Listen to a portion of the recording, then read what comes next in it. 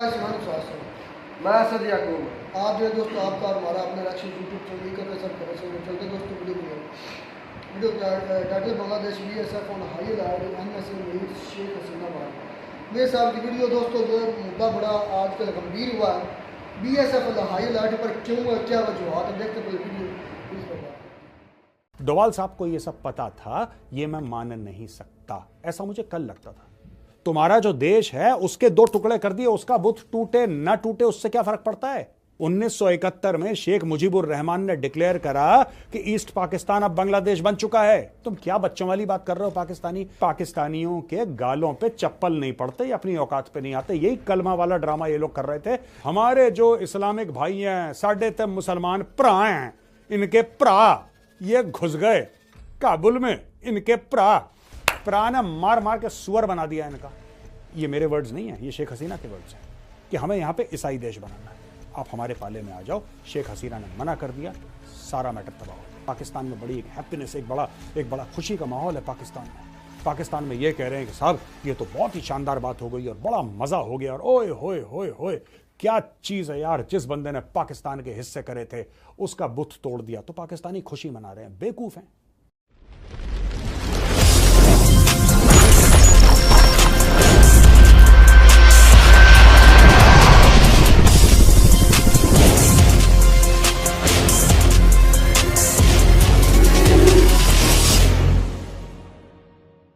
जय हिंद दोस्तों, मैं हूं मेजर गौरव आर्य और आप देख रहे थे चाणक्य डायलॉग्स। इस वीडियो को लाइक करिए, हमारे चैनल को सब्सक्राइब करिए, बेल आइकन दबाना बिल्कुल मत भूलिएगा।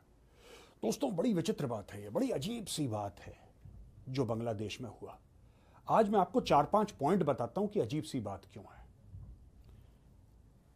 बांग्लादेश की प्राइम मिनिस्टर जान बचा के भागती हैं क्योंकि भीड़ आ रही है उनको मारने के लिए। वो जाती हैं एक आइसोलेटेड एयरफील्ड में, एक हवाई पट्टी में। वहां से एक हेलीकॉप्टर उड़ता है और वो अगरतला में लैंड होता है। अगरतला में एक इंडियन एयरफोर्स का जहाज उनको मिलता है। जो इंडियन एयरफोर्स का जहाज वहां पे उनको मिलता है वो उनको लेकर आता है डायरेक्टली हिंडन एयरबेस, जो कि गाजियाबाद में है, यानी कि नोएडा के बिल्कुल बगल में। हिंडन एयरबेस में भारत के NSA अजीत डोवाल साहब प्राइम मिनिस्टर शेख हसीना से मिलते। अच्छा, प्राइम मिनिस्टर शेख हसीना से डोवाल साहब वहां पे क्यों मिले, पहली बात यह। दूसरी चीज ये, जब वो बांग्लादेश से भागी हैं वो फौज के हेलीकॉप्टर में भागी हैं। अगर फौज चाहती दोस्तों, बांग्लादेश की फौज चाहती तो उसको हेलीकॉप्टर ना देती और वहीं पे पकड़ लेती। फौज का उनको हेलीकॉप्टर देना, उस हेलीकॉप्टर की परमिशन भारत के एयर स्पेस में घुसने की और अगरतला में लैंड होने की और फिर वहां से जहाज उड़ के दिल्ली आने की और NSA के मिलने की, दोस्तों ये बात कुछ मुझे हजम नहीं हो रही। यही बात मैंने आपको ईरान के बारे में भी बोली थी, मुझे हजम नहीं हो रही है। वो बात 48 घंटे के बाद ठीक निकली। मैं फिर बता रहा हूं, मुझे हजम नहीं हो रही। भारत को कुछ ना कुछ तो पता था इस पूरे मैटर में, कुछ ना कुछ पता था यार। ऐसा हो नहीं सकता कि इंटरनेशनल बॉर्डर क्रॉस करके बांग्लादेश आर्मी का सिविलियन हेलीकॉप्टर, चलो एक बार हमने बात समझ ली, राइट। दोस्तों कम्युनिकेशन होता है और कम्युनिकेशन ये होता है कि बांग्लादेश से एक हेलीकॉप्टर आ रहा है मिलिट्री, हम कहते हैं आने। तो जैसे ही वो इंडियन एयर स्पेस में एंट्री करता है तो हाशिमारा एयरबेस 101 स्क्वाड्रन के 2 रफेल उसके आसपास उड़ना शुरू हो जाते हैं। बीच में हेलीकॉप्टर चल रहा है और यहां पे 2 रफेल चल रहे हैं उसकी सुरक्षा के लिए। जैसा मैंने बोला, अगरतला में लैंड करा, वहां से ट्रांसपोर्ट एयरक्राफ्ट टेक ऑफ करा इंडियन एयरफोर्स का, यहां पे लैंड करता है। यहां पे डोवाल साहब बात करते हैं। जैसी डोवाल साहब बात करते हैं 2 घंटे के अंदर कैबिनेट कमेटी ऑन सिक्योरिटी, जो कि हाईएस्ट डिसीजन मेकिंग बॉडी है सिक्योरिटी की, जिसमें प्रधानमंत्री स्वयं होते हैं, जिसमें प्रधानमंत्री हैं, जिसमें रक्षा मंत्री हैं, जिसमें फाइनेंस मिनिस्टर हैं, जिसमें एक्सटर्नल अफेयर्स मिनिस्टर हैं, ये सारे बड़े बड़े लोग यार, होम मिनिस्टर अमित शाह जी, सारे लोग बैठे हैं। अचानक वो मीटिंग हो जाती है। फिर दोस्तों अचानक ये खबर आती है कि Shri Daljit Singh Chaudhary, honourable DG BSF is already in West Bengal, ये पहुंच चुके हैं वेस्ट बंगाल।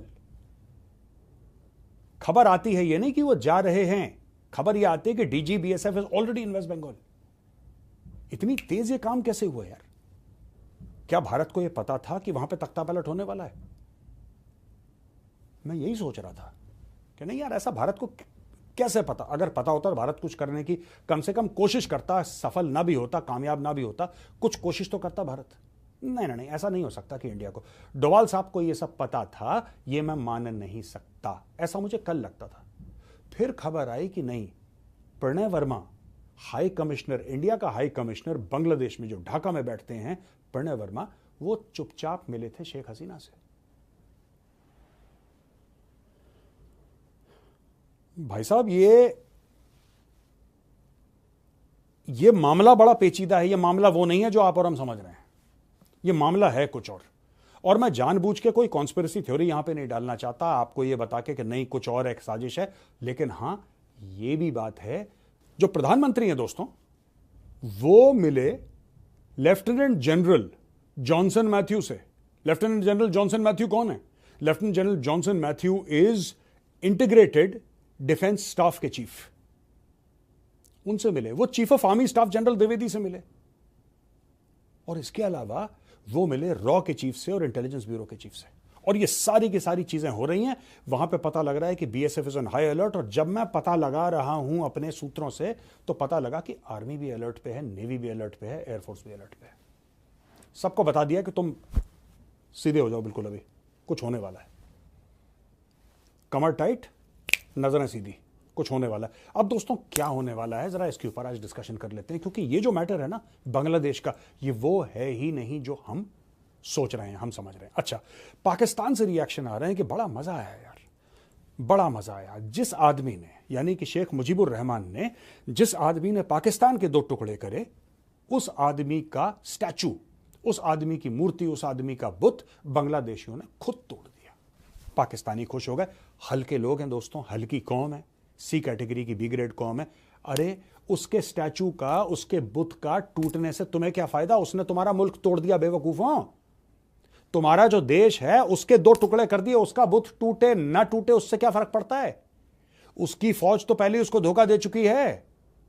तुम्हारे भंगड़ा डालने से क्या फर्क पड़ता है? 1971 में शेख मुजीबुर रहमान ने डिक्लेयर करा कि ईस्ट पाकिस्तान अब बांग्लादेश बन चुका है, 71 में, और 75 में उसी की फौज ने उसकी हत्या कर दी, उसका मर्डर कर दिया।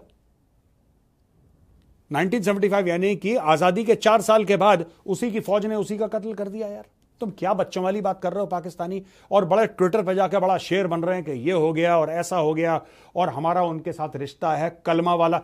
जब तक पाकिस्तानियों के गालों पे चप्पल नहीं पड़ते, अपनी औकात पे नहीं आते, यही कलमा वाला ड्रामा ये लोग कर रहे थे जब अफगानिस्तान के अंदर तालिबान घुसे थे। यही पाकिस्तानी थे, यही पाकिस्तानी पंजाबी, यही मोटे लाहौरी, यही अपनी ऐसी की तैसी करवा रहे थे दोस्तों, जब ये कह रहे थे ओहो, वो भी अगस्त का महीना था, दैट वाज 15 अगस्त, ठीक है जी। ओहो बड़ा मजा आया, हमारे जो इस्लामिक भाई हैं, साढ़े ते मुसलमान भरा हैं, इनके भरा ये घुस गए काबुल में, इनके भरा, इनको बड़ा मजा आ रहा था कि हमारे भरा काबुल घुस गए। भरा ने मार मार के सुअर बना दिया इनका। और यही बांग्लादेश से, देखो मैं आपको बताता हूं दोस्तों, इसमें कई सारी स्टोरियां हैं बीच में, कई सारी स्टोरियां। भारत को क्या करना चाहिए मैं आपको बताऊंगा, लेकिन सबसे पहले हमने कल डिस्कस करा था चाइना का रोल। हमने मोंगला पोर्ट के बारे में बात करी थी, हमने तीस्ता रिवर के बारे में बात करी थी। कुछ समय पहले, 1-1.5-2 महीना पहले, शेख हसीना को पता था कि कुछ गड़बड़ हो रहा है। और दोस्तों इसमें अमेरिका का भी हाथ है। कहते हैं गोरा बंदा आया मेरे पास। अच्छा, ये 2 महीने पहले, 1.5 महीने पहले बता रही है Sheikh Hasina. She is saying about 1.5-2 months back, she is saying this, and she says कि एक गोरा बंदा आया था और उसने बोला कि म्यांमार से कुछ जमीन लेंगे, कुछ हम बांग्लादेश से लेंगे, और यहां पे हमें एक क्रिश्चियन कंट्री बनानी है। ये मेरे वर्ड्स नहीं है, ये शेख हसीना के वर्ड्स हैं कि हमें यहां पे ईसाई देश बनाना है। वो काहे के लिए बनाना है भाई? वो कौन था गोरा? शेख हसीना ने नहीं बताया, उसने ये बता दिया गोरा था। और गोरे ने यहां तक बोला है शेख हसीना को कि मैडम प्राइम मिनिस्टर, आप हां बोल दो तो आपके चुनाव में और आपके रूलिंग में, इस पूरी प्रक्रिया में कोई नुकसान नहीं होगा आपको, आप सेफ हो, आप चिंता मत करो, आप हमारे पाले में आ जाओ। शेख हसीना ने मना कर दिया, सारा मैटर तबाह हो गया, सारा मैटर तबाह हो गया दोस्तों। और वहां पे ब्रेकआउट कर गई एंटी हिंदू राइट्स, जिसको काटो, जिसको जलाओ, जिसको मारो। ये बांग्लादेश में चल रहा है। अच्छा, आई एम सरप्राइज्ड। मैं एक और सवाल पूछना चाहता हूं, वहां पे इतने हिंदू मार दिए। मैंने एक बात नोट करी है कि 57 मुस्लिम कंट्रीज हैं, कहीं पे भी ढंग की डेमोक्रेसी नहीं है। मैं आपको बता रहा हूं। तो मैं ये जानना चाह रहा हूं आप लोगों से, प्लीज कमेंट में लिखिए। कोई बांग्लादेशी हैं वो भी कमेंट में लिखिए, जो पाकिस्तानी हैं आपको लिखना आता है तो आप भी लिख दीजिए, नहीं लिखना आता कोई बात नहीं। सुनिए, मैं आपसे ये पूछना चाह रहा हूं यार कि क्या ऐसा है मैटर कि कोई भी इस्लामिक कंट्री में डेमोक्रेसी कभी ढंग से पनप नहीं पाई, और ऐसा क्यों है? ऐसा क्यों है, मैं ये जानना चाह रहा हूं। Even Indonesia which is the largest Muslim country, उसमें भी आई थिंक 60s में कू हुआ था। आज चाहे डेमोक्रेसी हो, तुर्की में आज चाहे डेमोक्रेसी हो, तुर्की में कू हो चुके हैं। पाकिस्तान का तो बेड़ा ही गर्क है, 4-5 बार पता नहीं कितनी बार मार्शल लॉ वाला आता है, कोई डिक्टेटर आता है, उनका कॉन्स्टिट्यूशन फाड़ के अपने जूते साफ करता है, डस्टबिन में फेंक के चला जाता है। बांग्लादेश में भी आपने देखा, बांग्लादेश में तो एक साल था 70s में, आई थिंक इट वाज 75 और 79, ऐसी कोई साल था, वन ऑफ द ईयर्स। वहां पे एक साल में 4 कू हुए थे, और एक बार तो एक हफ्ते में 2 बार हुए।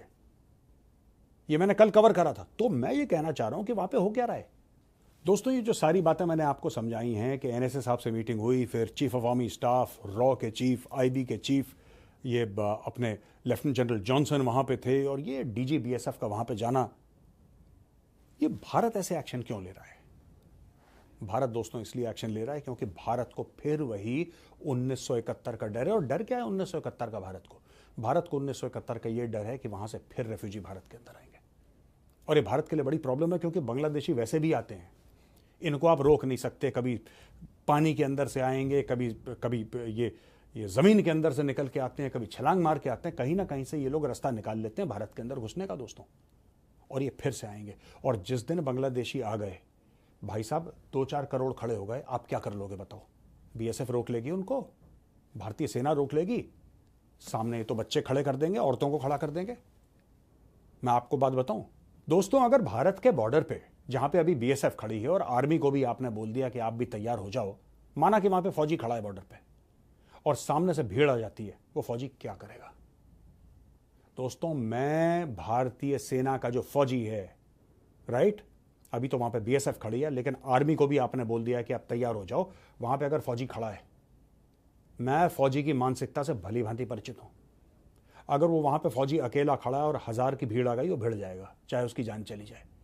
लेकिन दोस्तों, अगर सामने किसी ने 3 बच्चे खड़े कर दिए ना, 3 बच्चे खड़े कर दिए और औरतें आके खड़ी हो गई, वो फौजी कुछ नहीं कर पाएगा। आप समझ रहे हैं मैं क्या आपसे बोल रहा हूं? और यही होने वाला है वहां पे। यही होगा जिस दिन भीड़ आएगी, बच्चे और औरत सबसे आगे होंगे और मर्द होंगे 500 मीटर पीछे। और वो जो फौजी है ना, वो फौजी अपना हथियार बिल्कुल कोने में रख देगा, वो कहेगा मैं इनके ऊपर गोली नहीं चला सकता। इनको ये बात पता है, इनको ये बात पता है दोस्तों। तो दोस्तों, आज की तारीख में पाकिस्तान में बड़ा जश्न मनाया जा रहा है। पाकिस्तान में बड़ी एक हैप्पीनेस, एक बड़ा खुशी का माहौल है पाकिस्तान में।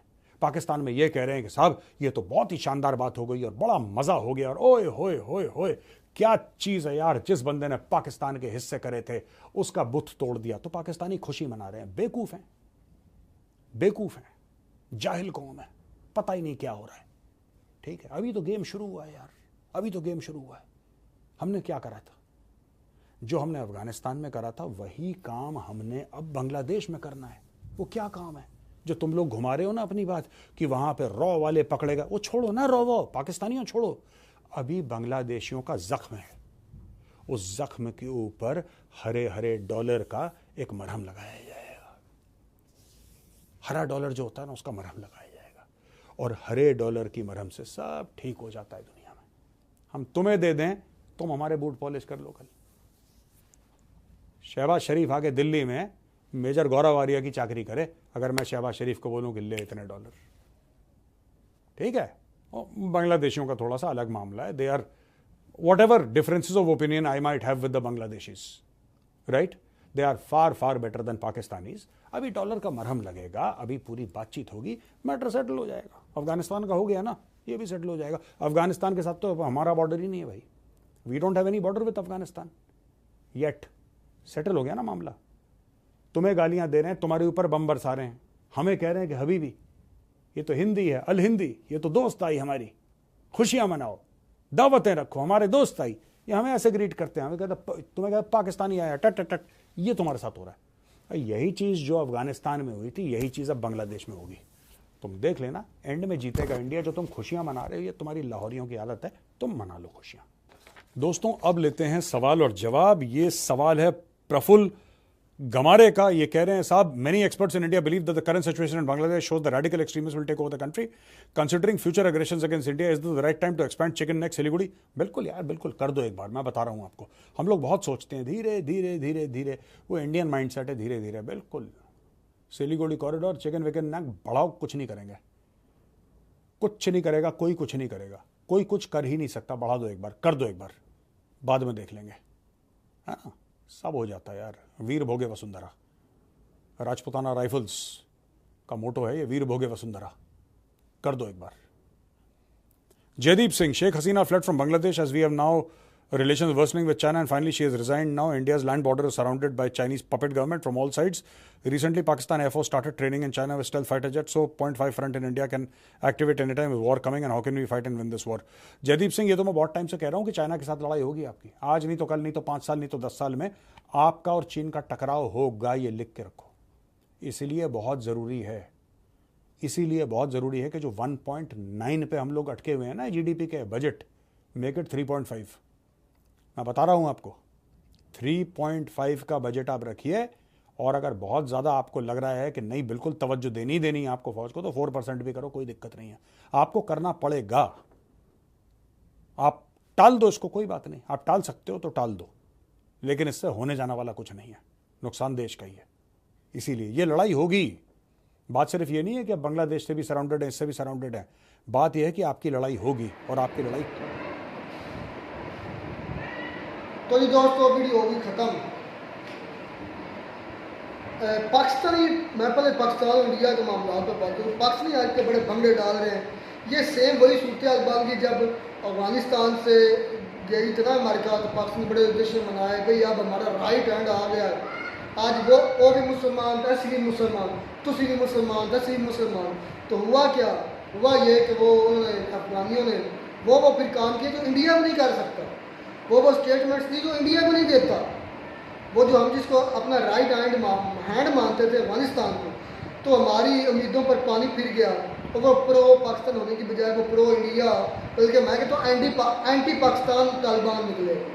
ठीक है, अब बात वही सेम सूरत पैदा हो गई कि शेख हसीना वाजिब निकली है, वो थी प्रो इंडिया, ये लो डाउट, इसमें कोई शक नहीं, प्रो इंडिया थे। अब तो नई गवर्नमेंट आ रही है, जिस अपना लीडर के लोगों ने धावा बोला है वो प्रो पाकिस्तानी मलूम होते हैं। ठीक है ना, तो पाकिस्तान में भंगड़े डाल रहे हैं, तो भाई हमारा देखिए, हमारा बिछड़ा हुआ भाई, हमारा बिछड़ा हुआ छोटा वीर हमारे साथ फिर आ रहा है, तो भंगड़े डाले जा रहे हैं। तो मुझे लगता है इस बार भी हमें मुंह की खानी पड़ेगी। पागलों की इस मुल्क में कोई कमी नहीं है, मैं हकीकत कहता हूँ, मैं बात हमेशा सच्ची कहता हूँ। अच्छा, मैं ये नहीं कि मैं पाकिस्तानी तो मैं उनकी बात करूँगा, पागलों की इस मुल्क में कोई कमी नहीं। इन लोगों को ये याद करना चाहिए बांग्लादेश के बारे में, सन 1971 में इन्होंने आपसे अलहदगी इख्तियार की थी, इंडिया के साथ इंडिया की मदद लेकर, ऐसे इंडिया की मदद लेकर इन्होंने आपसे अलहदगी की थी। अच्छा, इंडिया से ये अलग नहीं हुए थे, इन्होंने इंडिया से जंग नहीं की थी, आपसे की थी। अच्छा, एक और मैं बात सोच रहा था कि जो ना बांग्लादेशी लोग वाकई हमसे बड़े अच्छे किस लिहाज से देखें, आपकी जो मुस्लिम लीग बनी थी ना, कायद-ए-आज़म इसमें शमूलियत की, आगे बाद में जाके 1906 में 1906 में जो मुस्लिम लीग बनी थी, वो अब तक ढाका में बनी थी। वो मतलब गैरतमंद है, बांग्लादेश के लोग गैरतमंद है। क्यों? क्योंकि सारी सियासत उन्होंने शुरू की है, सारी जद्दोजहद पाकिस्तान बनाने की उन्होंने शुरू की है, ये सच है। जो मगरबी पाकिस्तान के लोग हैं ये तो सारे हाँ ही पता नहीं कहाँ लस्सी पी के सोए हुए। इकबाल कहाँ पर थे? सियालकोट में। तो ये किस जगह पर है पाकिस्तान के? मगरबी। और यार इलामा इकबाल ने भी बाद में ज्वाइन किया है, कायद-ए-आज़म ने भी मुस्लिम लीग बाद में जो आपको शायद याद है, नवाब वकार मतलब इस तरह के नाम थे। मैंने बंगाल की हिस्ट्री पढ़ी, ढाका में इसकी बुनियाद रखी गई। बंगाल को सबसे ज्यादा जिन लोगों ने लूटा है मेरे भाई, वो सिख और हिंदू है। इस बात का आपको पता है?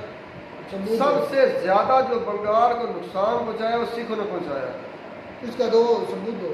क्योंकि सबसे ज्यादा चोरोकारी, सबसे ज्यादा लूटमार बंगाल में की जाती थी। क्या सबूत है? इसके पास मेरे पास भाई वीडियो के हिसाब से सबूत नहीं है। मैं आपको बिल्कुल गारंटी से बात कहता हूँ, आप इसको यूट्यूब पर सर्च करके देखें और सन डालें। तारीख जिस मुल्क की तारीख की आपको बात है ना, इंडिया की कर रहे हैं, मतलब हिंदुस्तान की, जब इंडिया इकट्ठा था तो 1900 पहले की जब यहाँ पर अंग्रेज़ शुरू में आना शुरू हुए थे, उससे भी पहले आप जाए तो सबसे ज़्यादा नुकसान बंगाल, सूबा बंगाल को मेरे भाई सिखों ने किया था। अच्छा, मैं अगले दिन ना कल सोच रहा था, बैठे बैठे आज भी सोच रहा था कि बांग्लादेश के लोग दो मरतबा उठ खड़े हुए हैं। पहली मरतबा वो पाकिस्तान के खिलाफ उठ खड़े हुए थे, उन्होंने पाकिस्तान से अपना मुल्क अलहदा किया, उधर जद्दोजहद की, अपनी स्ट्रगल की, अपना मुल्क अलहदा बना लिया। ठीक है, अब दोबारा फिर उनका मुल्क में अगर जब उनकी नहीं मानी जा रही तो उन्होंने धावा बोल दिया। मतलब ये कि वो अपना हक लेना जानते हैं, हालांकि उनकी इकॉनमी, उनके हालात लोगों के हमारे लोगों से कई दर्जे बेहतर है, लेकिन फिर भी मैं कभी सोचता हूँ हम तो नहीं पे खा रहा, तो लस्सी पी के सोए हुए हैं। यहाँ पर मफादात बहुत ज़्यादा है ना भाई साहब। नहीं, मफादात नहीं है, मफादात अलग रह गया। हम मुझे लगता है डरपोक बुज़दिल है। तो मैं ये बात शुरू से करता हूँ, हमें आर्मी का इतना खौफ है, हमें इतना खौफ है कि हम लैट्रीन में बैठे भी कर आर्मी का नाम आ अच्छा यार हमने 2 वीडियो कर रही है, दूसरी वीडियो है उस बच्चे का जिक्र नहीं आया, उस इंसान का जिसने सीने पर गोलियां खाई हैं हत्या ने। पता नहीं, मुझे नहीं पता उसका यार उसका नाम मेरे तभी तो ज़्यादा ये पकड़ा था। हाँ, मेरा ज़हन से नाम पर गया। मैं सुबह भी उसकी वीडियो देख रहा था। उस बंदे ने भाई हाथ में डंडा पकड़ा हुआ था, जब पुलिस वाले आए तो उसने डंडा साइड पर करके ऐसे कर दिया। वो अब भी देखो ना, गोली लगी, वो तहरीक पहले मेरा ख्याल वही शहीद हुआ, उसको एक गोली लगी है, वो गिरा, उठ खड़ा हुआ। फिर उसने जब उसको दूसरी गोली लगी है ना फिर पे, तो वो नीचे गिरा, उसने उठने की कोशिश की है लेकिन नहीं उठ सका। उसी वहीं पर उसने अपना दम तोड़ दिया, तो उसके साथ ही उसे उठा दिया। उसके बाद ये जो अंदाज था ना ऐसा मतलब इख्तियार खड़े होने का स्टूडेंट्स का, ये उसके बाद शुरू हुआ है। और मेरे भाई फसादी, झगड़ा करने वाला या 2 नंबर बंदा अपनी जान नहीं देता, इस बात की आपको हमेशा याद रखना चाहिए।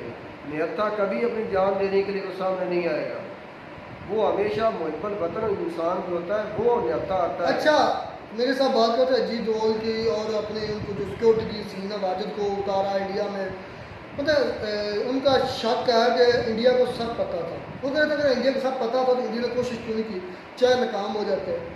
यार मुझे इतना पता है, BSF वालों की फटकर गले में आ गई है। जब हम कहाँ पर जाकर पहरा देते हैं, कहाँ पर जाकर हम अपनी सिक्योरिटी को मजबूत अच्छा करें। भाई, ज़्यादा नहीं हो गया?